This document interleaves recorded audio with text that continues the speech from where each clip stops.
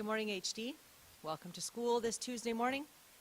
Today is Remembrance Day, and it's a day where we, with people all over the world, take time to reflect on the sacrifice of men and women who have fought against tyranny and oppression. You might wonder, why today? Why November 11? What is Remembrance Day? Well, November 11 was the day in history where Germany and the Allied forces signed a peace agreement. And the end of the fighting and the end of the hostilities happened at the 11th hour of the 11th month and the 11th day. So that is what today is, and we continue with people all over the world to commemorate this day. You might wonder why we wear a poppy. What's the purpose of the poppy and what does it mean? Well, the poppy became popular from poet and Canadian soldier John McCrae. He was a soldier during World War I, and he noticed that the poppies grew in the battlefields of Flanders, Belgium, and it made him think about the people that were lost in those battlefields and how those beautiful poppies were then waving and going on living. And so he penned this poem. You may have heard it in Flanders Fields, and we'll hear it together in a moment. And after that poem became popular, the poppy became a symbol of remembrance for those who were lost in war. We're going to watch a video that has some footage of Canadian soldiers in battle in World War I and World War II, Afghanistan, and some other conflicts too. The soundtrack of the poem is a recitation of John McCrae's poem in Flanders Fields. Some of the scenes in the video might be difficult to watch, but it is important for us to remember the horrors of war so that we may ever be moved to choose peace.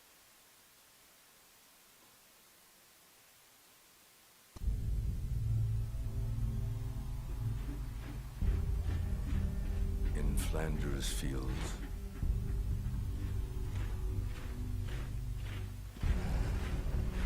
the poppies blow.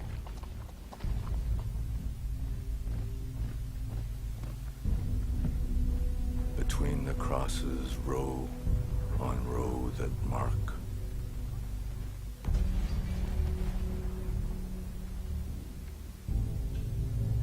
our place. And in the sky, the larks,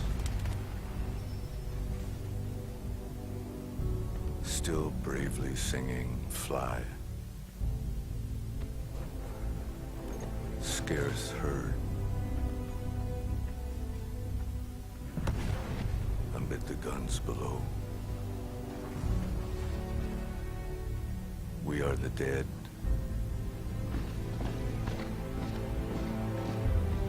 Short days ago we lived.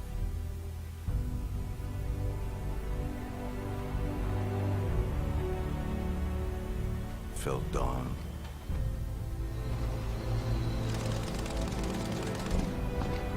Saw sunset glow.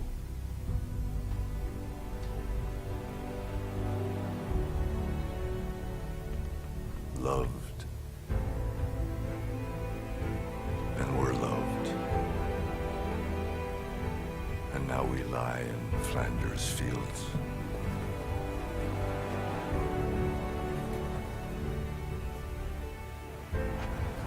Take up our quarrel with the foe.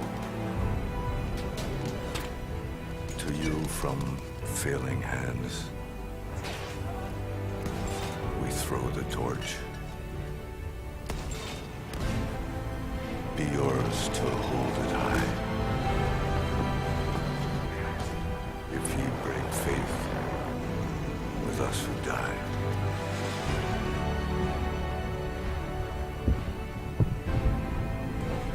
We shall not sleep.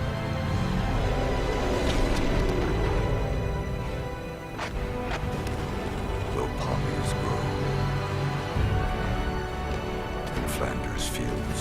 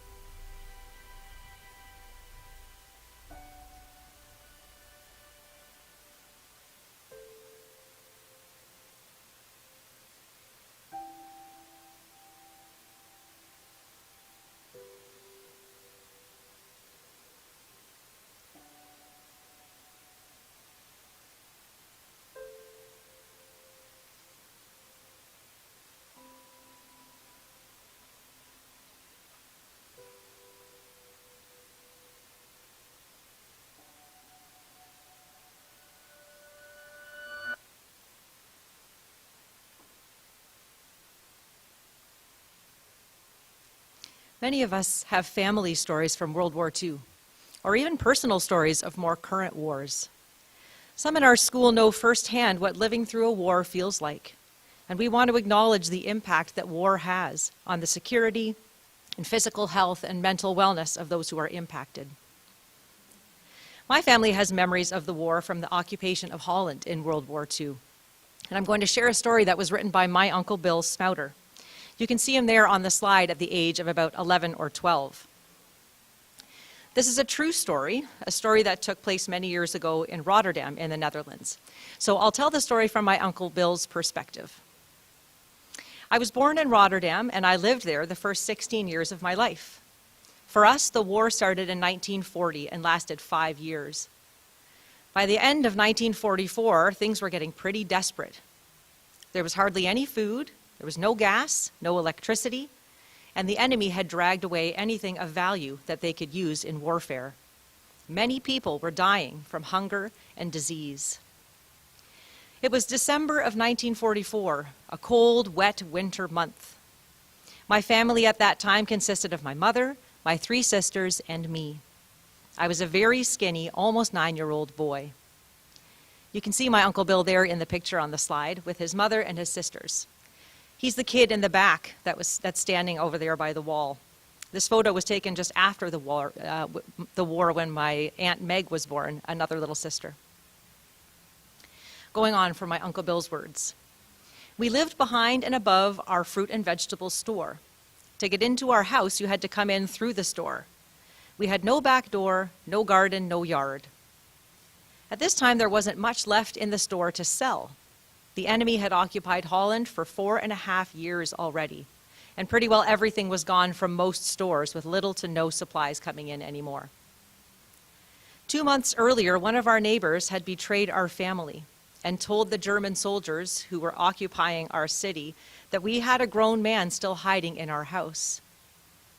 Enemy soldiers had taken my father and many other men from the neighborhood to their country to work for them, fixing roads and railway lines. These were things that were often the targets of British and American and Canadian bomb attacks. We did not know if we would ever see Dad again. A lot of men had died there. My family used a wood stove for heating the house and for cooking. We had had a gas stove in the kitchen, but gas was no longer available. A couple of months before my father was picked up by the enemy, he had been able to buy this wood stove for us, and my mother was very happy with it. What Dad did not know at the time, however, was the stove had a crack. And as we had been using it over these past few winters, the crack had grown bigger, and one day it got so bad that the stove was not able to be used anymore. My mother was desperate. She was not able to prepare what little food we had, and we had no way of warming the house, a house full of women and little children. We prayed a lot in those days, asking the Lord for the most basic things of life, the ones we are so used to having now, every day. Mom went on her knees that night, pleading to God to help them. Across the road was a lady who lived alone. She had a number of friends among the German enemies who lived in the barracks down the street from us. Her grown-up son was known to do work for the enemy. Because of that, she was not well liked by her neighbors, and no one wanted to have anything to do with her or her son, who were considered traitors. The day after our stove quit working for good, that lady phoned my mom. This was strange, because she must have known that people avoided her and didn't like her, and she didn't talk to my mom. The lady asked, "Do you have trouble in your family?" My mom did not know how to answer her. She didn't know what she meant. Then the lady told her she had had a dream the night before. She had seen our family standing around a stove and shivering, but unable to get warm. My mom was stunned. She then told the woman about the broken stove that was now useless. The neighbor lady told my mom that she was planning to move out of the city to go and live with her son. She said she was not going to be back to Rotterdam until after the war, so my mom was free to use the stove and bring it to her house. That is how our family was helped through that terrible winter of 1944 to 1945. And that is why I think prayer is so important, and why I will always believe in miracles. This is a story my family continues to tell from generation to generation because it reminds us of God's faithfulness even during the worst of circumstances. But it's also important to retell it because it reminds us that war has many casualties, not just the soldiers themselves, but families and innocent victims too. We must remember the past so that we don't repeat the hatred and horrors that have shaped our history. In the Bible, the prophet Micah paints a picture of the peace that we will enjoy when Jesus returns to earth. Micah says, "In those last days, the mountain of the Lord's house will be the highest of all, the most important place on earth. It will be raised above the other hills, and people from all over the world will go there to worship. The Lord will mediate between peoples and will settle disputes between strong nations far away. They will hammer their swords into plowshares and their spears into pruning hooks. Nation will no longer fight against nation, nor train for war anymore. Everyone will live in peace and prosperity, enjoying their own grapevines and fig trees, for there will be nothing to fear." Until that time, may God give us the strength to stand for peace and reconciliation in our small corners.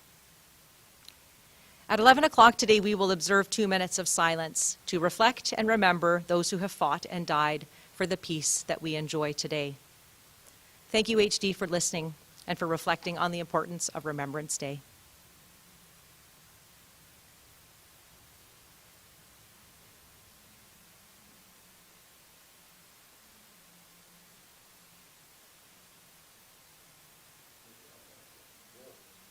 Good job, Talon. Well done. Thanks, team.